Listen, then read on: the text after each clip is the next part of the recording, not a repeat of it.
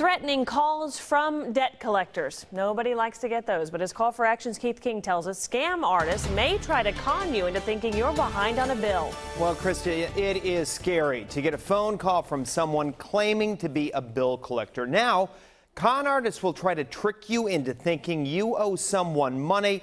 That is all in an effort to steal your credit card information. Here is how this scam works. The caller calls you repeatedly, even at your workplace, claiming to be from a collection agency. The caller threatens you, saying if you don't make a payment over the phone, you'll be arrested. The caller then tries to get your credit card information. Prosecutors who crack down on this consumer scam like this say that they recommend do not fall for this. We see a lot of the elderly targeted in these situations.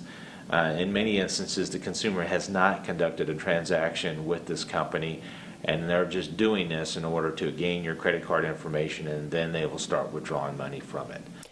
This week, the Kansas Attorney General put out a consumer alert on this, saying that debt collection scams are on the rise. To stay safe, ask the caller for verification in writing. Federal law requires debt collectors to send you written notice. Never give out personal information over the telephone. And check your credit report. If you get a call from a debt you don't owe, chances are your identity may have been stolen. Investigators say a lot of these scam calls come from overseas, making it tough for them to catch the bad guys. For Call for Action, I'm Keith King.